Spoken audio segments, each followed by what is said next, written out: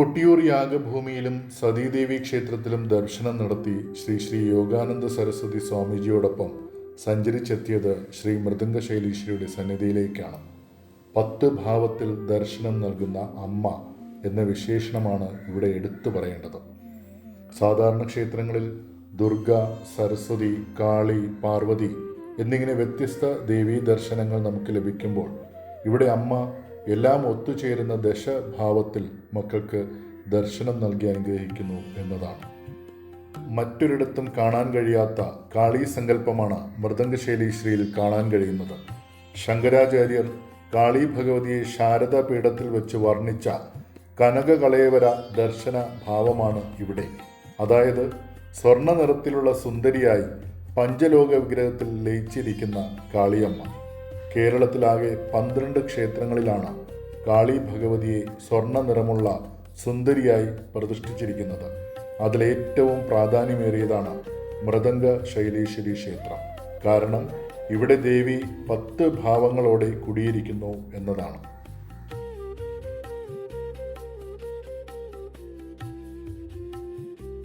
അമ്മയുടെ 1-ാം ഭാവത്തെ ജ്ഞാനേശ്വരി എന്ന് വിശേഷിപ്പിക്കുന്നു. അതാണ് കഥകളിയിലെ ആട്ടക്കഥ രചിച്ച വിദ്വാൻ തമ്പുരാന് അറിവ് നൽകുന്നതിലൂടെ അമ്മ കാണിച്ചു തരുന്നത്. അമ്മയുടെ 2-ാം ഭാവം ദുർഗാ ഭഗവതിയുടേതാണ്. വാമന പരശുരാമൻ കേരളത്തിൽ പ്രതിഷ്ഠിച്ച 108 ദുർഗാലയങ്ങളിൽ 7-ാം സ്ഥാനമാണ് ഈ ക്ഷേത്രത്തിനുള്ളത്. പാർവതി ദേവിയുടെ ഭാവത്തിലാണ് അമ്മയുടെ 3-ാം ഭാവം. വിദ്വാൻ തമ്പുരാന് ബാല്യത്തിൽ 3 വയസ്സുവരെ സംസാരശേഷി ഉണ്ടായിരുന്നില്ല എന്നാണ്. അമ്മയായി വന്ന് മുലയൂട്ടി സംസാരശേഷി നൽകിയത് പാർവതി ദേവിയായ മൃദംഗശൈലീശ്വരി എന്നാണ് ചരിത്രം. ഇവിടെ മക്കളില്ലാത്ത ദമ്പതികൾ മൃദംഗശൈലീശ്വരിയെ പാർവതി സങ്കല്പത്തിൽ കണ്ട് പ്രാർത്ഥിക്കണം എന്നാണ്.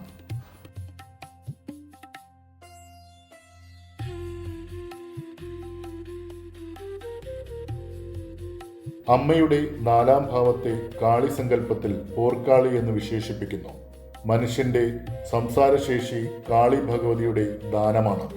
നാവ് നീട്ടി അമ്മ നൽകുന്ന അനുഗ്രഹത്തെ നാം അങ്ങനെ തിരിച്ചറിയണം.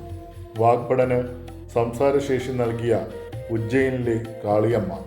കഴുത്തിൽ തൂക്കിയിട്ടിരിക്കുന്ന തലയോട്ടികൾ തലച്ചോറിന്റെ ബുദ്ധിയെ പ്രദാനം ചെയ്യുന്ന കരുതലാണെന്ന് അറിയുക. കാളിദാസന് ബുദ്ധി നൽകിയ കാളിദേവിയെ നാം ഇവിടെ ഓർക്കണം. അതുകൊണ്ട് കാളീക്ഷേത്രത്തിൽ വിദ്യ അഭ്യസിച്ചു തുടങ്ങിയാൽ ഏറെ ഉത്തമം. ദേവിയുടെ 5-ാമത്തെ അവതാരം ലക്ഷ്മി ഭാവമാണ്. അറിവിൻ്റെ ദേവതാസങ്കല്പമായ സരസ്വതി ഭാവമാണ് 6-ാമത്. രാധയുടെ അവതാരമാണ് അമ്മയുടെ 7-ാം ഭാവം. ഗായത്രി ഭാവത്തിലാണ് അമ്മയുടെ 8-ാം അവതാരം. കാശിയുടെ യുദ്ധദേവതാ സങ്കല്പത്തെ ശക്തീശ്വരിയായി അമ്മയുടെ 9-ാം ഭാവമായി കണക്കാക്കുന്നു. ഭ്രമരിയായി അമ്മയുടെ 10-ാം ഭാവം. സ്വർഗലോകത്തു നിന്നും കലാസാഹിത്യ രൂപിണിയായ മഹാസരസ്വതി ഒരു മിഴാവിന്റെ രൂപത്തിൽ ഈ പ്രദേശത്ത് വന്ന് പതിച്ചു എന്നാണ് ചരിത്രം. ഇവിടെ ആദിപരാശക്തിയുടെ മൂലസ്ഥാനമായി കണ്ട് ക്ഷേത്ര നാലമ്പലത്തിനകത്ത് തെക്കുകിഴക്കേ മൂലയിൽ ദീപം തെളിയിച്ച് ആരാധിച്ചു പോരുന്നു. ഇവിടെ പുറ്റുകൊണ്ട് മൂടിയ ഒരു പ്രതിഷ്ഠയും മിഴാവും ഭക്തർക്ക് ദർശിക്കാനാകും. 646 കേരളം ഭരിച്ചിരുന്ന കളപ്രർ എന്ന രാജവംശത്തെ പാണ്ഡ്യരാജാവായ കടുങ്ങോൺ പരാജയപ്പെടുത്തി. അതിനുശേഷം മഹാരാഷ്ട്രയിലെ നർമ്മദാ നദീതീരം ഭരിച്ചിരുന്ന പ്രഗത്ഭനായ വാമന പരശുരാമനെ കേരളത്തിലേക്ക് കൊണ്ടുവന്നു. ആ പരശുരാമനാലാണ് കേരളത്തിൽ ഈ ക്ഷേത്രം ഉൾപ്പെടെയുള്ള 108 ദുർഗാലയങ്ങൾ സ്ഥാപിതമായത്. അങ്ങനെ ദുർഗാക്ഷേത്രമായ ഇവിടത്തെ ദുർഗയെ ജനങ്ങൾ കാളീഭാവത്തിൽ സങ്കല്പിച്ച് ആരാധിച്ചു. അങ്ങനെ ദുർഗ പോർക്കാളിയായി അറിയപ്പെട്ടു. ഈ കാലയളവിലാണ് പഴശ്ശിരാജാവിൻ്റെ രാജകുടുംബം ഇവിടേക്ക് എത്തുന്നത്. പഴശ്ശിരാജവംശം കേരളത്തിലേക്ക് ഏകദേശം 800 വർഷങ്ങൾക്ക് മുമ്പ് എത്തിയതായാണ് കരുതപ്പെടുന്നത്. അവർ അവരുടെ ശിവവിഗ്രഹത്തെ ഇവിടുന്ന് അടുത്ത പ്രദേശമായ ശിവപുരത്ത് പ്രതിഷ്ഠിച്ചുവെങ്കിലും ആ ശിവഭാവത്തെ പഴശ്ശിരാജാവ് ഈ ക്ഷേത്രത്തിലേക്ക് കൊണ്ടുവന്നു എന്നാണ് ചരിത്രം. പക്ഷേ പഴശ്ശിരാജ പരമ്പരയിലെ മറ്റൊരു രാജാവാണ് സരസ്വതി ഭാവത്തിൽ മൃദംഗശൈലീശ്വരി സങ്കല്പത്തെ ഇവിടെ കൊണ്ടുവന്നത്. അങ്ങനെ AD 1400 മുതൽ AD 1800 വരെയുള്ള കാലഘട്ടത്തിൽ മൃദംഗശൈലേശ്വരി ക്ഷേത്രം വിദ്യയ്ക്കും അറിവിനും സംഗീതത്തിനും പ്രസിദ്ധിപ്പെട്ട ക്ഷേത്രമായി മാറിയിരുന്നു. മഹാഭാഗ്യമാണ് ഇവിടെ അമ്മയുടെ സന്നിധിയിൽ തന്നെ അമ്മയുടെ സേവ ചെയ്യാൻ കിട്ടുന്നത്. അമ്മയുടെ ഇങ്ങനെയുള്ള കാര്യത്തിൻ്റെ ഒരു ഉപകരണമായിരുന്നു എല്ലാവരും. അമ്മയുടെ എപ്പോഴും നന്നായി സേവ ചെയ്തു. ജന്മം ധന്യമാകും. തുടർന്ന് ഈ ക്ഷേത്രം കൂടുതൽ പ്രസിദ്ധിയിലേക്ക് കടന്നത് വളരെ പ്രശസ്തരായ 3 പഴശ്ശി രാജാക്കന്മാരുടെ കാലത്താണ്. 1. കഥകളിയിലെ ആർട്ടിസ്റ്റായ വിദ്വാൻ തമ്പുരാൻ. 2. തിരുവിതാംകൂർ മാർത്താണ്ഡവർമ്മ രാജാവിൻ്റെ അമ്മ ഉമാദേവിയെയും കൊണ്ട് തിരുവനന്തപുരത്തേക്ക് പോയ പഴശ്ശി രാജാവ്. 3. ബ്രിട്ടീഷുകാരോട് യുദ്ധം ചെയ്ത പഴശ്ശി രാജാവ്. പിന്നീടാണ് കോഴിക്കോട്ട് സാമൂതിരി രാജാവിന് ഈ ക്ഷേത്രവുമായി ബന്ധം വരുന്നത്. സാമൂതിരി രാജാവ് ചിറക്കൽ രാജവംശവുമായി അടുത്ത ബന്ധം പുലർത്തുകയും അങ്ങനെ സാമൂതിരി ഈ ക്ഷേത്രത്തിൽ വരികയും ഇവിടെ പ്രാർത്ഥിക്കുകയും ചെയ്തിരുന്നു. പ്രധാനപ്പെട്ട യുദ്ധങ്ങൾക്ക് പുറപ്പെടുന്നതിന് മുൻപായി കേരള പോലീസ് ഉദ്യോഗസ്ഥനായിരുന്ന അലക്സാണ്ടർ ജേക്കബ് ജോലിയിൽ നിന്ന് വിരമിച്ച ശേഷം തൻ്റെ സർവീസ് സ്റ്റോറിയെക്കുറിച്ച് പുറത്തിറക്കിയ പുസ്തകത്തിലൂടെയാണ് ഈ ക്ഷേത്ര ചൈതന്യം വീണ്ടും ലോകശ്രദ്ധയിലേക്ക് വന്നെത്തുന്നത്.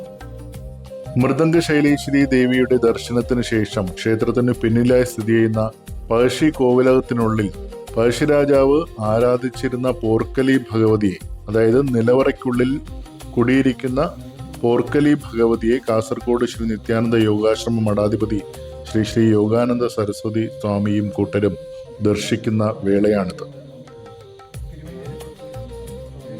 2024 ഈ പഴശ്ശി കോവിലകം നിർമ്മിച്ച് അമ്മയ്ക്ക് മുന്നിൽ സമർപ്പിച്ചതും അതോടൊപ്പമാണ് അമ്മയുടെ തിരുമുന്നിൽ ആദ്യമായി ഒരു കൊടിമരം ഉയർന്നതും ആ കൊടി ഉയർത്തിയുള്ള ഉത്സവം നടന്നതും ആ കൊടിമരം സമർപ്പിച്ച രാജേഷ് അദ്ദേഹമാണ് ഇപ്പോൾ ഗുരുജിയെ ഇവിടേക്ക് ക്ഷണിച്ചതും ഗുരുജി കാഴ്ചകളൊക്കെ കാണുന്നതും. ആ ഉത്സവ സമയത്ത് വളരെ പ്രസക്തമായി എടുത്തു പറയേണ്ട കാര്യം, ഈ ക്ഷേത്രത്തെ ഇന്ന് ഈ കാണുന്ന ഖ്യാതിയിലെത്തിച്ച അലക്സാണ്ടർ അദ്ദേഹം ഇവിടെ കൊണ്ടുവരികയും ആദരിക്കുകയും എല്ലാം ചെയ്തിരുന്നു. സ്വാമിജിയോട് എന്താണെന്ന് നിങ്ങൾക്ക് ചോദിക്കാനുള്ളത് ചോദിക്കാം. നമ്മുടെ ഉപ്പളയിലാണ് സ്വാമിജിയുടെ ആശ്രമം. എപ്പോഴെങ്കിലും ഒരു പ്രാവശ്യം അവിടെ ഒന്ന് പോകണം, വരണം. അതാണ് സ്വാമിജിയുടെ ഒരു കാര്യം. അവിടെ ധാരാളം 100-200 ഗോക്കളും കാര്യങ്ങളായിട്ടുള്ളൊരു ആശ്രമമാണ്. അവിടെ ഗായത്രി ദേവി അവിടെ പ്രതിഷ്ഠിതയാണ്. പിന്നെ നമുക്ക് കുളത്തിൻ്റെ അവിടെ നവഗ്രഹങ്ങളുടെ എല്ലാം നവഗ്രഹങ്ങൾക്കും ഒരു കുളത്തിൽ തന്നെ ഈ നവഗ്രഹങ്ങൾ വച്ചിട്ടുണ്ട്. അവരവർക്ക് തന്നെ നവഗ്രഹങ്ങൾ അഭിഷേകം ചെയ്യും. അങ്ങനെയുള്ളൊരു പ്രത്യേകതയൊക്കെ ആശ്രമത്തിനുണ്ട്. പിന്നെ സ്കൂള് സ്വാമിജി നടത്തുന്നു. സാധുക്കളായിട്ടുള്ള കുട്ടികൾക്ക് എല്ലാ അവിടെ നിന്ന് പുണ്യകർമ്മങ്ങൾ അവിടെ നിന്നാണ് നടത്തിപ്പോകുന്നത്.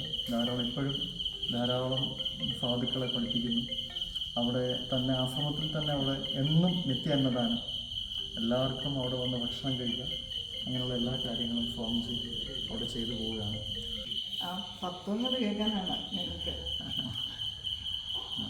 നിങ്ങളുടെ അമ്മയുടെ മടിയിൽ തന്നെ ഉള്ളതാണ്. അമ്മ മക്കളായി ഓം വിളിച്ച് നിങ്ങളെല്ലാം വളർത്തുകൊണ്ടിരിക്കുകയാണ്. നമ്മുടെ ഒരു മൺമാടി ആവട്ടെ, ഏതൊരു ഉപകരണം അത് നമ്മളെ മലയിൽ മുരട്ട വെച്ച് മലയടിക്കണമെന്ന് പറഞ്ഞാൽ അടിക്കില്ല. അല്ലാതെ നമ്മൾ വെറും കയ്യിൽ മാത്രം നമ്മളവിടെ പോയി മലയടിക്കാൻ നിന്നാൽ അതും നടക്കില്ല.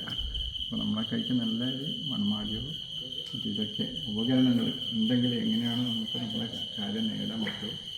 അതേപോലെ അമ്മ ഇങ്ങനെയുള്ള പുണ്യാത്മാക്കൾ മാത്രം തൻ്റെ ഒരു ഉപകരണമായി സ്വീകരിച്ചുകൊണ്ട് അമ്മയുടെ കാര്യം അമ്മ ചെയ്യിപ്പിക്കും. അപ്പം നിങ്ങളെല്ലാം അമ്മയുടെ ഒരു ഉപകരണം പോലെയാണ്. രാജേഷ് കണ്ടോ അവിടെ കൊടിമരം പോലെ ഇങ്ങനെ ശാശ്വതമായിട്ടുള്ളൊരു കാഴ്ച നോക്കിയത്. അതൊരു മഹാപുണ്യമുണ്ടെങ്കിൽ മാത്രമേ അതൊക്കെ അവസരം കിട്ടൂ. അങ്ങനെയുള്ള നല്ല കാര്യം ചെയ്യുന്ന ഒരു മഹാക്ഷേത്രത്തിലാണ് നിങ്ങളെല്ലാവർക്കും ഉള്ളത്. ഇവിടെ ജനിച്ചു വളർന്ന ഒരു ചെടികളടക്കം ഭക്തജനങ്ങൾക്ക് സേവ ചെയ്തുകൊണ്ട് പുണ്യം നേടാനുള്ള ഒരു മനുഷ്യജന്മത്തിൽ ചിലപ്പോൾ പറയും, മനുഷ്യജന്മത്തിൽ എല്ലാം പാപങ്ങൾ തീർത്ത് പുണ്യാത്മാവായതിനു ശേഷം എന്തെങ്കിലും ഒത്തിരി നല്ല കർമ്മം ചെയ്യാനുള്ള ആഗ്രഹം അവർ മനസ്സിൽ ആ ജീവനോടുണ്ടെങ്കിൽ പിന്നെ ആ ഏതെങ്കിലും പുണ്യക്ഷേത്രത്തെ പരിസരത്തിൽ ചെടിയായിട്ടെങ്കിലും ജനിക്കുമെന്നാണ്. അപ്പോൾ പിന്നെ നമ്മൾ മനുഷ്യരായി ജനിച്ചിട്ടുള്ള നമ്മളെ ഭാഗ്യം ഉണ്ടായിരിക്കും. അപ്പോൾ ഇവിടേക്ക് വേണ്ടി സമർപ്പണം ചെയ്യുന്നത് നമ്മളെ ദേഹത്തിൻ്റെ രക്തം വേർപ്പായി അല്ലേ, അതാ ചെയ്യാണ്. അപ്പം കുറേ പാപങ്ങളൊക്കെ ശുദ്ധമാകും, പുണ്യങ്ങളൊക്കെ ധാരാളം കിട്ടും. പിന്നെ അമ്മയെ മുറുക്കി പിടിക്കാം. കാരണം നമ്മൾ എന്തിനും നമ്മൾ സ്വന്തം വീടായാലും ടാക്സ് അടക്കണ്ടേ? ടാക്സ് അടക്കണമല്ലോ. സ്വന്തം പറമ്പായാലും ടാക്സ് അടക്കണം. വാടക മുറിയിലുണ്ടെങ്കിലോ മാസം മാസം വാടക അടിച്ചേ പറ്റും. അതേപോലെ ഈ ദേഹവും ഇത് അമ്മയുടെ, അമ്മ തന്നെ വാടക വിടുക. നമ്മൾ സ്വന്തം തന്നെയെങ്കിലും കരുതിയാലും നമ്മൾ ടാക്സ് അടക്കണം. എങ്ങനെ അടക്കാം? എല്ലാം അമ്മയുടെ തന്നെയല്ലേ, നമ്മളെന്തമ്മ കൊടുക്കാം. പക്ഷേ അമ്മ തന്ന ഈ ദേഹത്തെ അമ്മയ്ക്ക് വേണ്ടി നമ്മൾ എന്തെങ്കിലും നല്ല കാര്യത്തിന് നമ്മൾ സമർപ്പിച്ചാൽ മതി.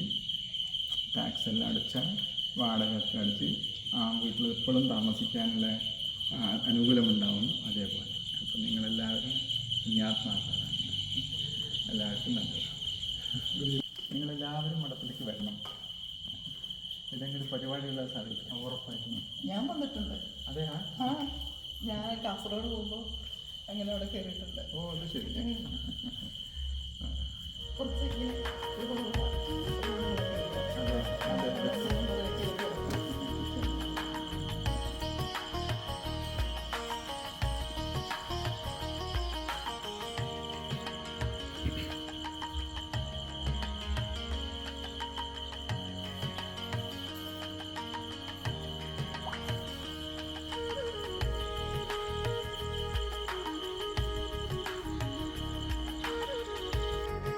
അപൂർവങ്ങളിൽ അപൂർവമായ ക്ഷേത്രമായി കണ്ണൂർ ജില്ലയിലെ പേരാവൂരിനടുത്ത് മുഴകുന്നിലമ്മ മൃദംഗ ശൈലേശ്വരിയായി കുടിയിരുന്ന മക്കളെ ദശഭാവത്തിൽ അനുഗ്രഹിക്കുന്നു.